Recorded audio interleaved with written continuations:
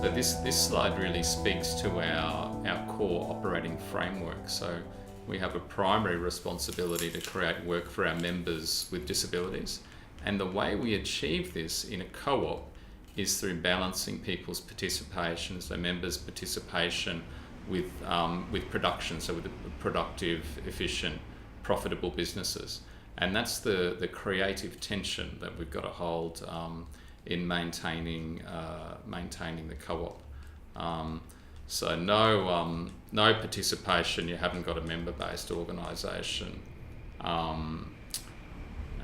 So you're not a co-op. What's the point in what you're doing?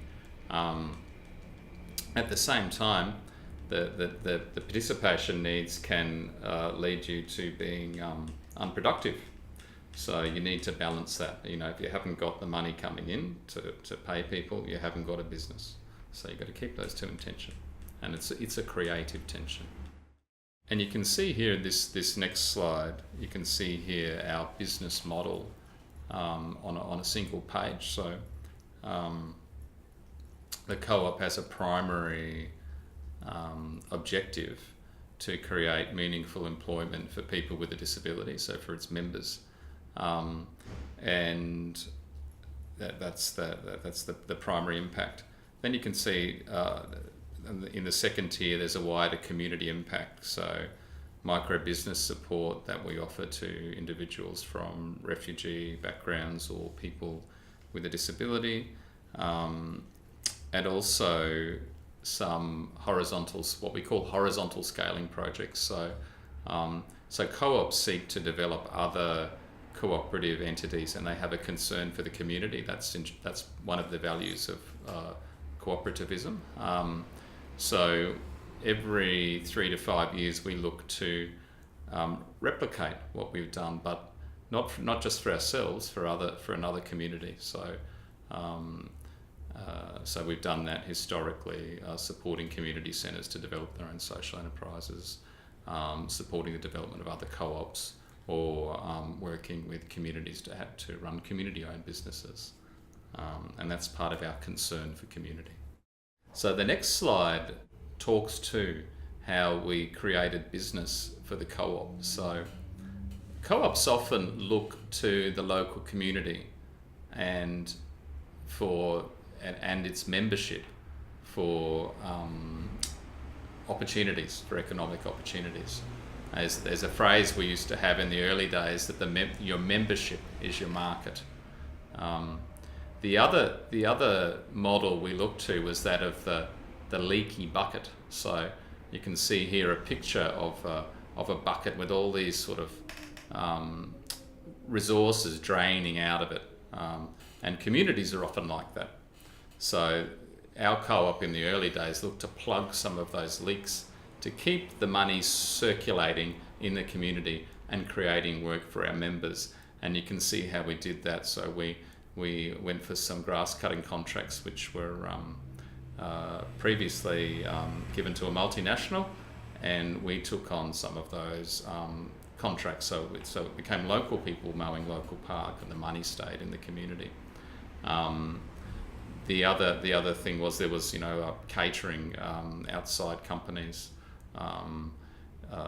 getting local charities to cater, and we thought, well, we can get some of that action, we can get some of that business, and our members started up a cafe, and we started doing catering to local charities and other community groups. So that's about keeping money circulating in the economy and generating work for our members. Why a co-op? Why did we start a co-op, Bernie? To create employment for people with disabilities. Absolutely. All the other models had failed, and often for people with disabilities there's a lot of service-based models that do things for people, but they don't actually create opportunities for ownership for people. So there's not many places and spaces in society where people with disability have an opportunity to have a stake in something, to have ownership in something. And we think that's critical for people's empowerment. So that's one of the reasons we chose the co-op model. So this slide speaks to some of the key rules of NCEC and what they have meant for our members. And these rules are rules in most cooperatives' constitutions. So every co-op will have a primary purpose. So we had a social challenge. The challenge was that the national employment system that wasn't creating work for people with disabilities who are members of our co-op. It's a flow-through model, so people were flowing through and not getting work, and then coming and re-entering back into the system and experiencing the sort of churn of engaging in employment agencies with no employment outcome. So the primary purpose of the co-op became to create a long-term employment for its members with a disability. And the outcome for members was a clarity of purpose. A focus on member employment led to the creation of 21 long-term employment positions for people previously long-term unemployed. The co-op pays now more than $100,000 in wages to members per annum, and it's about a third of the total wage spent in the co-op goes to people with a disability. And 6 co-op members have achieved long service leave, so there's some significant benefits to having a primary purpose which is focused on members' needs. So the second social challenge was that the majority of social roles people with a disability had were as client, consumer, customer. And this was associated with people's poor self-esteem, sense of control, and purpose, and loss of purpose. So the applicable co-op rule there is active membership requirements. So the co-op is a two-way street, so people need to contribute to keep it going. They need to be actively involved, and that's part of the cooperative philosophy. So we have an annual fee, so people pay to have the privilege of being a member of the co-op. And also, so there's a small annual fee of $15. And also there's a culture of contribution developed, so people volunteer, they serve, like Bernard, they serve on the board, they may help out the cooperative at other times. And what this has generated in terms of outcomes is a sense of ownership and buy-in. People say, it's not just a job, this is our co-op. There's a sense of mutuality and responsibility. We're all responsible for the co-op. And 1/3 of worker members with a disability are also voluntary directors on the board. The final social challenge which we pulled out, which the cooperative structure has addressed, was people's lack of choice or control in life. And in co-ops, it's a democratic organisation. Everyone has a say, and it's one member, one vote. So the outcome for people was their enfranchisement. So they have a democratic say in an organisation. And also, probably more importantly, a member-centric culture has been developed in the co-op where people are actively consulted, and there's dialogue at every stage of design and new direction. So the members are actively consulted with and engaged in a process of decision making.